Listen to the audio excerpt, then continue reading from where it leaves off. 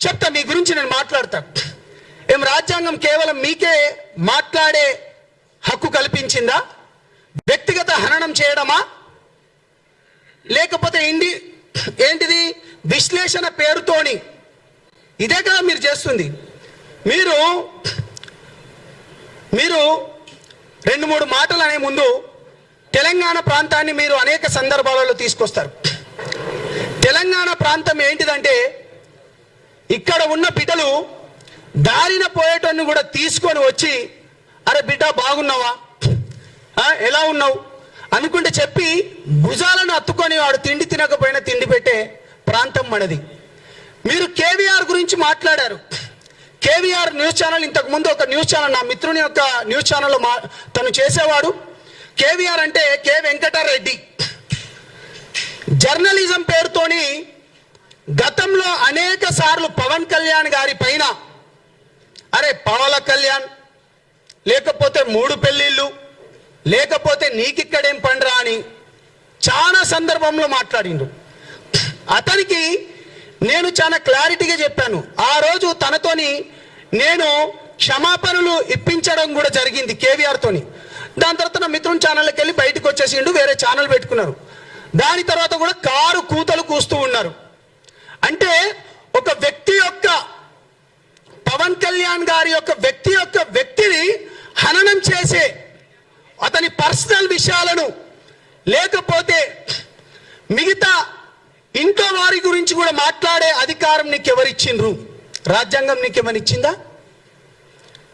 Professor Nageswararao గారు మీరు మాట్లాడుతూ ఒక మాట అన్నారు. ఏమన్నారు? నేనేం మాట్లాడినా, మీరు ఏం మాట్లాడింది అనేది నేను ఒక మాట మీకు ఒక వీడియో చూపిస్తాను. మీరన్నదే, ఈ కేసు ఆల్రెడీ అయిపోయింది కదా, ఇది నేను చెప్పింది కాదు. చషబిషలు లేకుండా నేను నా ఓటుని నేను బ్యాక్ తీసుకుంటున్నా అని చెప్పింది కూడా మీరే.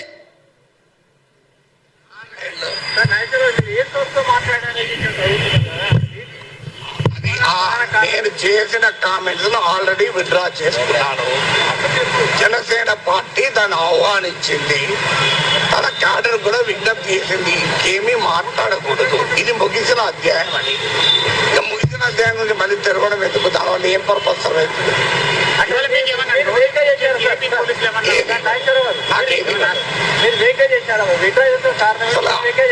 అంటే విడుదల ఉపసంహరించిన వ్యాఖ్యల పైన నేను మాట్లాడాను. రైట్ అన్నా, ఈ మాటలు నేను మాట్లాడింది కాదు. చషబిషలు లేకుండా నేను నా వాక్యాలను వెనక్కి తీసుకుంటున్నాను, ఇక పైన నేను దీనిపైన మాట్లాడను అని చాలా క్లియర్గా పెద్ద మనిషి, వయసులో పెద్దవాడు, ప్రొఫెసర్గా కూడా చేసి రిటైర్మెంట్ అయిన వాడు, ఒక వ్యక్తి ఒక పార్టీ పైన తన వాక్యాలు వెనక్కి తీసుకుంటున్నానని చెప్పిన మనిషి కొంతమంది చిల్లర బ్యాచ్ గాళ్ళతోని ఏ విధంగా పెడతారు మీరు ప్రెస్ మీట్? అక్కడ మీరు ఏ విధంగా పెడతారు ప్రెస్ మీటు? తిరిగి ప్రాంతాల మధ్య విద్వేషం రెచ్చగొట్టడమేనా మీ పని? లేకపోతే ప్రాంతాల మధ్యలో చిచ్చు పెట్టి మీ వెనక ఎవరున్నారు, ఎవరితోని మాట్లాడిస్తున్నారు?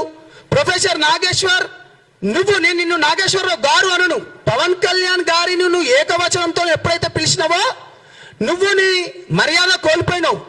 నువ్వు ఛానళ్ళకు పోయేటప్పుడు కూడా మీడియా మిత్రులందరూ నాకు తెలిసిన వాళ్ళు కాబట్టి వాళ్ళు కార్లు పెట్టాలి, నీకు టిఫిన్లు పెట్టాలి, దాని తర్వాత వాళ్ళ దగ్గర నుంచి కొంచెం సమ్ అమౌంట్ కూడా తీసుకొని నువ్వు మాట్లాడేటోనివి. నువ్వేం మేధావి బై? నువ్వెక్కడి మేధావి? నీ మేధావితనం ఎక్కడుండాలి? రైట్, ఇది కూడా మాట్లాడదాం. అంటే కేవలం ప్రాంతాల మధ్యలో రెచ్చగొట్టే విధానంతో వీళ్ళు నిన్న ప్రెస్ మీట్ పెట్టినారు. ఇక నేను క్రాంతి దళం అనుకొని చెప్పి ఉదయిస్తున్న సూర్యుడు అనుకోని పృథ్వీ గారితోని ఈ మధ్యలో బాగా రెచ్చిపోతున్నాడు. ఎందుకంటే తెలిసిన మిత్రుడు, ఉస్మానియా యూనివర్సిటీ దగ్గర ఉంటాం కాబట్టి మనం ఎప్పుడు ఎవరిపైన మనం వ్యంగ్యంగా కానీ లేకపోతే అనుచిత వాక్యాలు కానీ లేకపోతే ఎప్పుడు మనం మాట్లాడలేదు. తెలిసిన వ్యక్తి కదా అనుకొని ఎప్పుడు మనం మాట్లాడలే.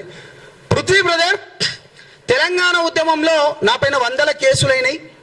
నేను మహబూబాబాద్ జైలు కావచ్చు, మహబూబ్ నగర్ జైళ్ళలో కావచ్చు 100 కేసులు. జేఏసీ పెట్టినప్పుడు పెడమర్తి రవి జేఏసీలో నేను వైస్ ప్రెసిడెంట్గా, వంగపల్లి శ్రీనివాస్ అన్నతోని నేతృత్వంలో ఉన్నప్పుడు జేఏసీ స్వతంత్ర జేఏసీ ఏర్పడ్డప్పుడు నేను ప్రెసిడెంట్గా నా పైన వందల కేసులైనాయి, అనేక ఉద్యమాలు చేసిన అటువంటి నేను నా నాయకుడిని ఇవాళ నువ్వు తిడతా ఉంటే నేను ఎట్లా మాట్లాడతారా? అరే పృథ్వీగా చెప్పురా, నువ్వు ఎన్నిసార్లు రా నేను ఓపిక పట్టాలి? ఏం మనిషివిరా? తెలివి ఉందా లేకపోతే తెలివి లేకుండా మాట్లాడుతున్నావా? ఆ భాష ఏంటిదిరా నీది? నీ భాష ఏంటిదిరా? అరే పవన్ కళ్యాణ్ గారు తెలంగాణ ప్రాంతంలో వరదలు వస్తే అన్న, మీరు జర్నలిస్టులు, మనం ఎటువంటి ఉద్యమాలు చేసినాం మీ అందరికి బాగా తెలుసు అన్న. నేను ఎప్పుడు పర్సనల్గా ఎవరి గురించి నేను పోలేదన్న, మీకు చేతులు ఎత్తి దండం పెడతాను. మన తెలంగాణ ప్రాంతం గురించి మీ అందరికి తెలిసిందే. ఇవాళ పవన్ కళ్యాణ్ గారు తెలంగాణ ప్రాంతంలో వరదలు వస్తే 2 కోట్ల రూపాయలు 2020లో ఒకసారి వస్తే, 2024లో ఒకసారి వస్తే, అప్పుడు 1 కోటి, దాని తర్వాత 1 కోటి ఇచ్చిండు. దాని తర్వాత కొండగట్టు ప్రాంతంలో 35 కోట్లు ఇచ్చిండన్న. మీరు జర్నలిస్టులు అన్న, మీకు తెలుసు. బస్సు యాక్సిడెంట్ అయ్యి 35 మంది చనిపోతే అప్పుడున్న ముఖ్యమంత్రి రాలేదన్న. తెలంగాణ ప్రాంతంలో మనం ఏ కులాలున్నా కానీ మనకి ఈ ప్రాంతంకున్న గడ్డ. ఈ వ్యక్తి ఎప్పుడైనా వ్యక్తిగత హననానికి పాల్పడ్డా? పర్సనల్ విషయాలపైన ఎప్పుడైనా పోయిందా? నువ్వు చెప్పురా పృథ్వీ. పాషం యాదగిరి అన్న, నీ దగ్గర కూడా వస్తా. బక్కా జడ్సాన్, తులసి అక్క గురించి అయితే ఇంటర్నేషనల్ ఆమె మాట్లాడాలి. తెలంగాణ ఏర్పడ్డ తర్వాత ఇప్పటికీ దగ్గర 13 సంవత్సరాలు అవుతుంది. 10 సంవత్సరాలు ఇప్పుడున్న బీఆర్ఎస్, అప్పుడున్న టిఆర్ఎస్ 10 సంవత్సరాలు పరిపాలించింది. వాళ్ళ మేనిఫెస్టోలో, ఇప్పుడున్న బీఆర్ఎస్ మేనిఫెస్టోలో కానీ లేకపోతే కాంగ్రెస్ మేనిఫెస్టోలో కానీ తెలంగాణ వచ్చిందే నీళ్లు, నిధులు, ఉద్యోగాల గురించి.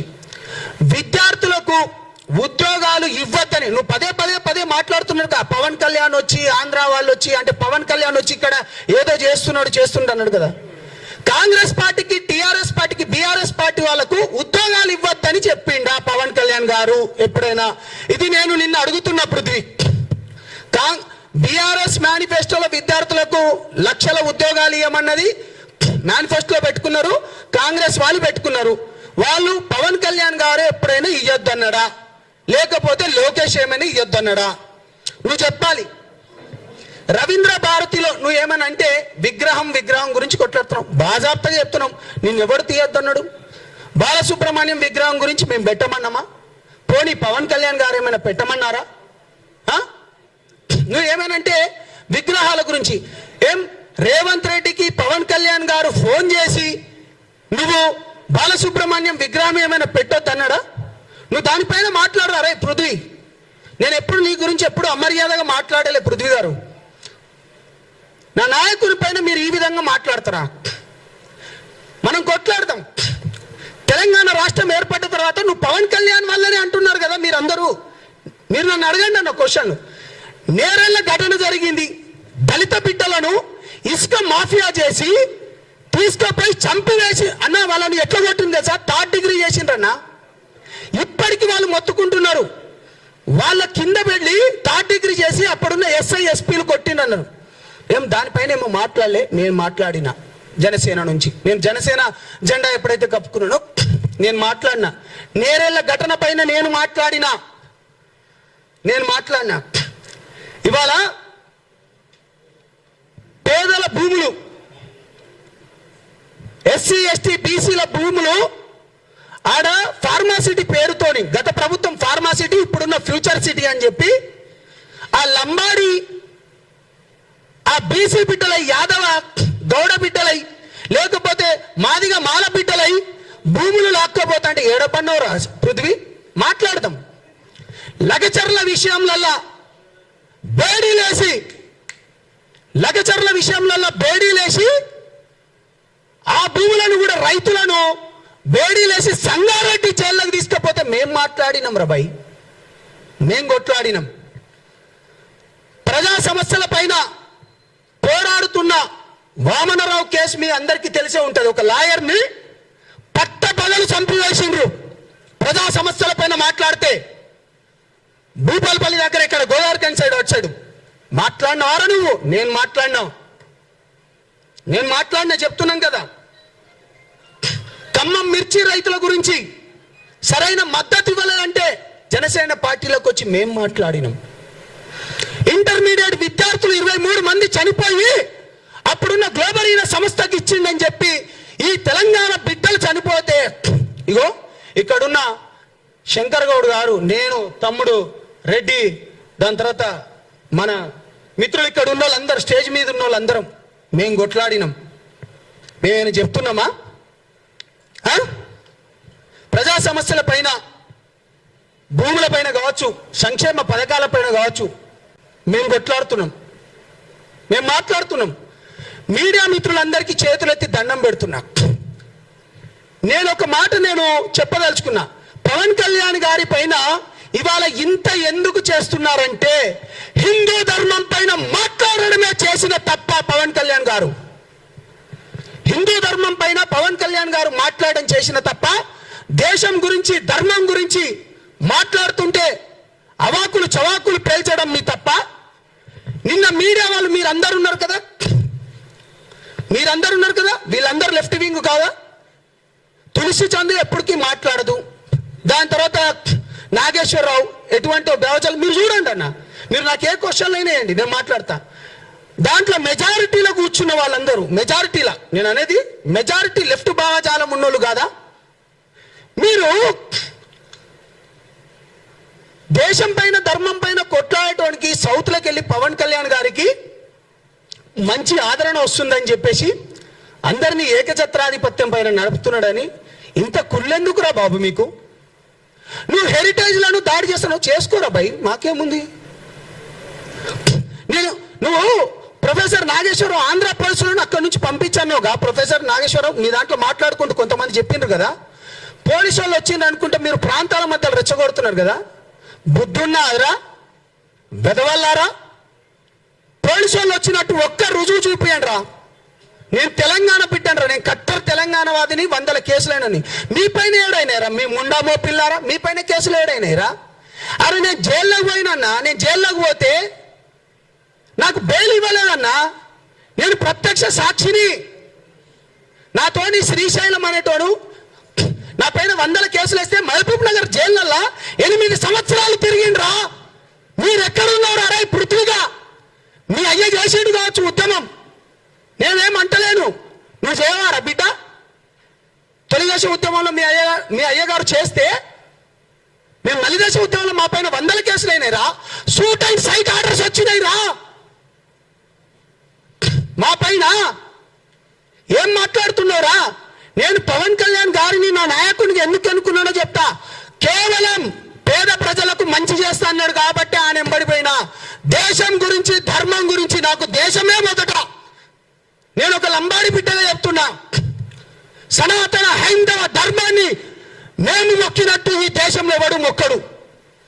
పవన్ కళ్యాణ్ నేను ఓపెన్ చెప్తున్నా, మేము చేస్తాం.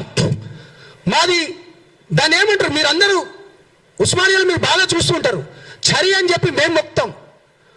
ధర్మం గురించి, దేశం గురించి పోరాడేటోని మీరు టార్గెట్ చేస్తారా? మీరు ఎవడొస్తాడో రండిరా అని చెప్పిండ్రు కదా. అరే నేను వచ్చిండ్రా, మేమందరం వచ్చినాంరా.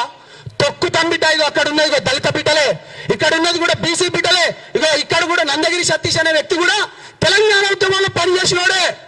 మీరు ఒక్కరేనా అర పీకుడు గాళ్ళు మాట్లాడుతాండ్రు? నేను తులసి చంద్ గారి గురించి వస్తాను. తను ప్రతిసారి నాకేం తప్పుంటే మీరు క్వశ్చన్ లేని మళ్ళీ మళ్ళీ మళ్ళీ చెప్తున్నా. నేను మోడీ ఉన్న సేఫ్టీ సున్నా అట. అరే అన్న, ఎర్రకోట దగ్గర తీవ్రవాదులు ఎవడో వచ్చి వాడు కార్ల ఎక్స్పోజ్ పెట్టి చంపివేస్తే అన్న ఇగో ఇక్కడ కింద సెన్సెక్స్ కూడా ఉందన్న. బీజేపీ పార్టీ రానప్పుడు ఎన్ని దాడులు జరిగినాయి అంటే కేంద్రంలో బీజేపీ పార్టీ రానప్పుడు ఎన్ని దాడులు జరిగినాయి, బీజేపీ వచ్చిన తర్వాత ఎంత తక్కువ చేసింది అనేది. ఇప్పుడు టెర్రరిస్టులు మన పైన దాడి చేస్తే నువ్వు ఇక్కడ ఉన్న ఇంటెలిజెన్స్ రిపోర్టర్ని కూడా మోడీ ఉన్న సున్నా. దాని తర్వాత ఏంది, పహల్గాం దాడి జరిగితే మోడీకో బోలో, ఇంకేంది పెహల్గాం టెర్రర్ అట, మోడీకో బోలో అట. అరే మన పక్కనున్నోనికి అన్న, మీ అందరికి తెలుసు, మీరందరూ ఉస్మానియాలో అన్న, మీ అందరికి తెలుసు, మన పక్కనున్నోనికి తెలియడానికి ఏమైనా అయితే మనం ఉరికిపోతాము. నువ్వు ఇండివిజువల్ జర్నలిజం పేరుతోని నువ్వు ఏం మాట్లాడతావు తులసి చందమ్మ? నువ్వేం మాట్లాడతావు? సొయ్యుండి మాట్లాడతావా, సొయ్యి లేక మాట్లాడతావా? లేకపోతే ఆపరేషన్ సింధూర్ పైనట, ఆపరేషన్ సింధూర్ పైన విద్వేష వైరస్ కు కొత్త ఆపరేషన్ అట. ఏంటిది ఇది? ఏం జర్నలిజం చేస్తున్నావు నువ్వు? ఏం మాట్లాడుతున్నావు అమ్మా? అదేవిధంగా గౌరవనీయులు పాషం యాదగిరి అన్న, ప్రొఫెసర్ నాగేశ్వరరావు గారిది నేను ఎక్కువ వీడియోలు నేను చూడను, కానీ నీది నేను మంచిగా చూసేటోన్నా. నువ్వు మాట్లాడితే చాలా మంచిగా మాట్లాడుతావు. ఎందుకంటే గత ప్రభుత్వంలో ఉన్నప్పుడు కూడా ఏంది అప్పుడున్న ముఖ్యమంత్రులు కూడా ఏ విధంగా మాట్లాడతారో, ఏ విధంగా పనులు చేస్తారో చెప్పేటో నీకు కాటికి కాలు చాపుతున్నావు. నువ్వు కూడా ఇట్లా మాట్లాడడం పద్ధత అన్నాను? గౌరవం ఉందా అన్న? నువ్వు మాట్లాడే ఏమైనా ఇంగిత జ్ఞానం ఉందానా? నువ్వంటే నాకు గౌరవం ఉందన్నా, బుద్ధి ఉండాలి కదరా అన్న నీకు. ప్రేమతో అంటున్నా, అరే రా అని అడ్జస్ట్మెంట్ చేసుకో, ఏం కాదు. మా అధ్యక్షుడి గురించి అన్న ఒకటి. అరే పాషం యాదగిరి అన్న, ఏం మనిషిరా అన్న నువ్వు? 5 పెళ్లిళ్ళు చేసుకో. నిన్నెవరు చేసుకోవద్దన్నారు? రాజ్యాంగబద్ధంగానే చేసుకున్నాడు గారా. ఏంద్రా ఈ పెళ్లిళ్ళ గోల? ప్రతిసారి ముండా కొడుకులకు అరే మొగోడు చేసుకున్నారా పై బాజాప్తగా చెప్తున్నా, తెలంగాణ ముచ్చట్లే చెప్తానా. ఏంద్రా మీ బాధ? రాజ్యాంగం ప్రకారమే చేసుకున్నాడు. ఏనంటే 3 పెళ్లిళ్ళు. అరే వేషాలు వేసేటోళ్ళు, బూడిదలు పూసుకునేటోళ్ళు నీకు వద్దన్నమన్నా. తెలంగాణ ఉద్యమంలో నేను తెలంగాణ సినిమా ఆర్టిస్ట్ అసోసియేషన్గా నేను పనిచేసిన.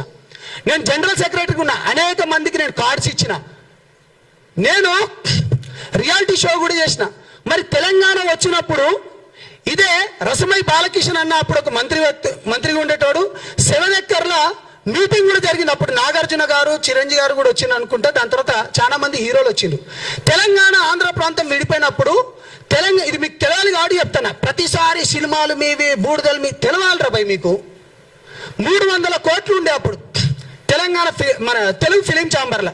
అప్పుడు అది ఏపీ ఫిలిం ఛాంబర్ అని ఉండే. 300 కోట్లు ఉంటాయన్నా, మీకు తెలవాలి. నేను చెప్పిన, అరే మీరు 150 కోట్లు తీసుకోండి, మేము 150 కోట్ల లెక్క తీసుకుంటాం. అప్పుడున్న తేజాతోని, దాని తర్వాత ఇప్పుడు ఇతను ఉన్నాడు కదా రాణా వాళ్ళ ఫాదర్ పేరు సురేష్ బాబు, వాళ్ళతోని మాట్లాడుకొని మేము అప్పుడు ఒక స్కూల్ కూడా పెడదాం అనుకున్నాం. అరవింద్ గారితో కూడా నేను అప్పుడు మాట్లాడినా. అటువంటిది తెలంగాణ వచ్చిన తర్వాత నీ తెలంగాణ వచ్చింది, అయిపోయింది.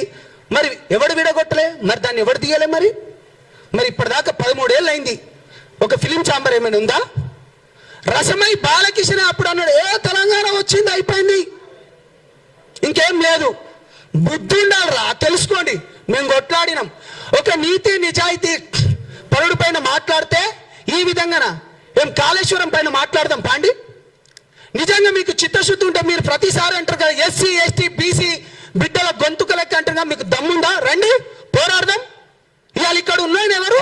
ఒక బీసీ బిడ్డ కాదా? ఒక బీసీ బిడ్డకు నామినేటెడ్ పదవి ఇయ్యలేదా?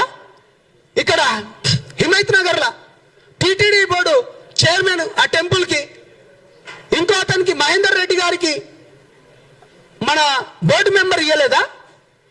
ఏం మాట్లాడుతున్నావు నువ్వు? నిజంగా ఇన్ని విషయాలలో పవన్ కళ్యాణ్ గారు చేసిన పని ఏంటిది?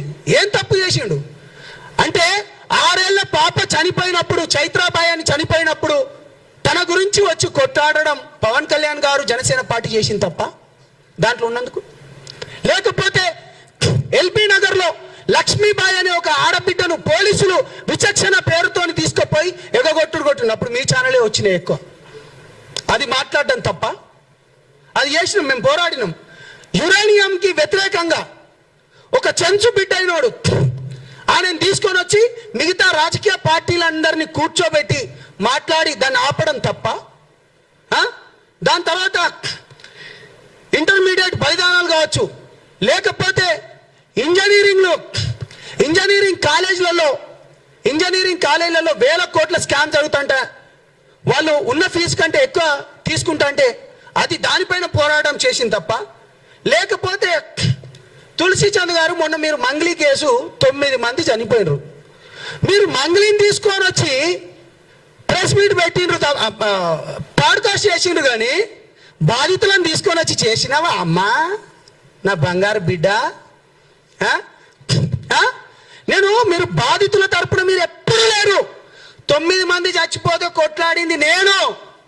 మేం పోయి అక్కడున్న తమ్ముడు గిరిజన సంఘాల నుంచి అశోక్ కానీ లేకపోతే సేవాలాల్ సేన మైదాన ప్రాంతం వాళ్ళు మన రఘురాం కొట్లాడిండు. ఎప్పుడైనా నువ్వు కొట్లాడినవా అమ్మా? ఏం మాట్లాడుతావమ్మా నువ్వు?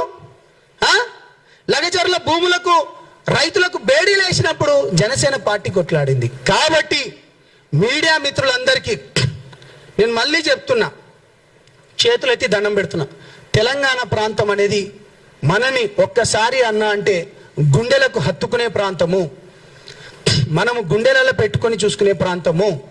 అంతేగాని ఇష్టం వచ్చినట్టు అరే బక్క జడ్చన్ నువ్వంటే నాకు ఇష్టం అన్న ప్రేమతోనే తిడతాను, నీ తమ్ముడు లెక్క. బుద్ధి ఉండాలి. ఇంకా నీకంటే ఎక్కువ బూతులు బ్రహ్మాండంగా మాట్లాడతాం. ఏం మాటలు మాట్లాడినారు వెదవా, చెక్కగాడు, లేకపోతే బుద్ధి ఉందా, తొక్కుతా అంటావు. అరే ఇది ప్రజాస్వామ్యం రా భయ్. నీకెట్లా మాట్లాడాలి, రాజకీయ పార్టీలు ఏ విధంగా పోటీ చేయాలో రాజ్యాంగం మాకు కూడా కల్పించింది, ఆ హక్కు మాకు కూడా కల్పించింది. కాబట్టి విశ్లేషణ పేరుతోని నేను చివరిగా మాట్లాడే ముందన్నా, మోదీ గారు భారతదేశానికి అత్యున్నత 2వ ప్లేస్లో ఉన్నది అమిత్ షా గారు. ఒక రాష్ట్రానికి ఉప ముఖ్యమంత్రిగా ఉన్న పవన్ కళ్యాణ్ గారు, ఒక మంత్రివర్యులు ముగ్గురు మాట్లాడుతున్నట నాకు సోర్స్ వచ్చిందట. ఇప్పుడు పవన్ కళ్యాణ్ గారిని అట అమిత్ షా గారు క్లాస్ తీసుకున్నారు, లేకపోతే జగన్ గారి గురించి ఇది మాట్లాడిండ్రు అని చెప్పడం వేరు, మాట్లాడేసిండ్రు అని చెప్పడం వేరు. నేనేమంటున్నా, నువ్వు ఆల్రెడీ జరిగిపోయిందని చెప్తున్నా. నువ్వు పెట్టాలిగా, నువ్వు ప్రొఫెసర్ నాగేశ్వరరావు రిటైర్డ్. కాబట్టి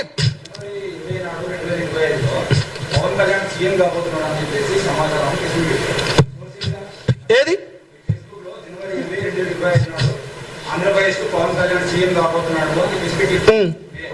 అవును, బీజేపీ ప్రభుత్వంలో ఉన్నప్పుడు నాకు కొంతమంది చెప్పినా, ఒక్క నిమిషం నేను అదే చెప్తున్నానా, ఒక్క నిమిషం. మీరు 100 అడగండి, 100కు 100 చెప్తా. సోర్సు బీజేపీలో ఉన్నాను. ఇప్పుడు మన ఓల్డ్ పీజీ హాస్టల్ దగ్గర మన అనేక, ఒక్క నిమిషం నేను అదే చెప్తున్నా, వినండి. ఓల్డ్ పీజీ హాస్టల్లో బీజేపీ వాళ్ళందరూ ఇప్పుడు స్టేట్ వైస్ ప్రెసిడెంట్ కూడా ఉన్నాడు, మీ అందరికి తెలిసిందే. వాళ్ళ తరపు నుంచి మాకు వచ్చింది. ఏది